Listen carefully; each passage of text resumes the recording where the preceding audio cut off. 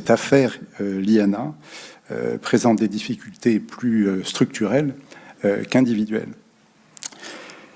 Et mon propos va sans doute être un peu offensif, mais il ne devrait pas être consternant. Parce que tout ça, c'est ancien, il n'y a rien de nouveau. Il n'y a pas une affaire l'IANA, il y a des foultitudes d'affaires l'IANA. Aujourd'hui, en France, tout ce que nous avons pu constater dans ce dossier, je peux vous dire qu'il y en a des centaines, peut-être même des milliers de dossiers qui présentent ce type de dysfonctionnement. Et pourquoi est-ce qu'on peut aujourd'hui comptabiliser autant de dossiers? C'est parce qu'on ne peut que déplorer qu'il n'y ait pas de réelle volonté politique de protection de l'enfance, et pas que de l'enfance, on est d'accord, dans ce pays. Et ce qui est assez sidérant, c'est qu'il a fallu ce drame tragique qui s'ajoute à d'autres, hein.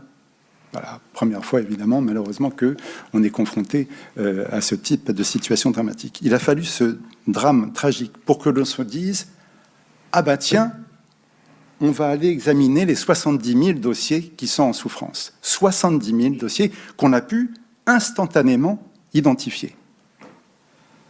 Et pourquoi est-ce qu'il a fallu attendre ce drame pour procéder à ce recensement qui s'imposait d'évidence si on avait la volonté politique? Et quand on sait que, à la suite de ce travail d'étude des 70 000 plaintes pour viol et violences sexuelles sur mineurs, je crois qu'il y a eu 250 ou 300 mises en détention. Pardon. 137. Pardon. C'est énorme. C'est énorme. Et donc, tout ça à la faveur, à la défaveur, pardonnez-moi, de ce drame. Donc, évidemment, c'est structurel. Évidemment que les moyens manquent partout.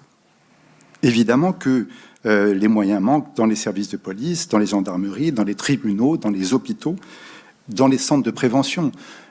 Nous sommes en France, on ne peut pas protéger efficacement les enfants si on ne travaille pas sur les auteurs, si on ne travaille pas sur la prévention. Et nous sommes en France à déplorer un retard abyssal par rapport à d'autres pays qui agissent beaucoup plus efficacement en matière de prévention.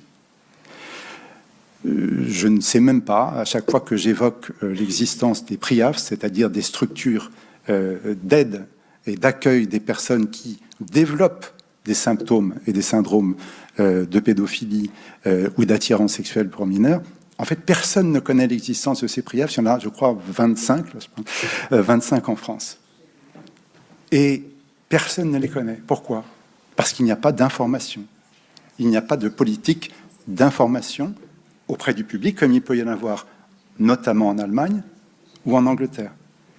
En Allemagne, vous trouvez dans des cabinets médicaux des annonces, des pliants, où effectivement, on alerte les personnes, les auteurs, qui ne sont peut-être pas encore auteurs, mais les personnes qui développent ce symptôme, les personnes qui développent cette attirance, on les invite à rejoindre en toute sécurité des structures d'accueil où on va les prendre en charge, où on va les prendre en main pour éviter justement qu'ils passent à l'acte.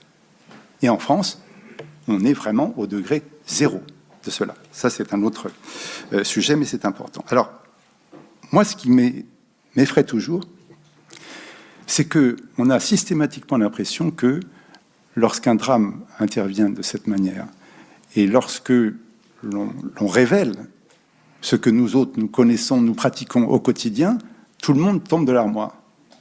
Pourtant, systématiquement, et je crois que c'est un pinceum pour le président de la République comme pour le ministre de la Justice de venir aux audiences solennelles d'ouverture de la Cour de cassation, où systématiquement le premier président de la Cour de cassation, le premier avocat général de la Cour de cassation, évoque le tableau de la justice de ce pays.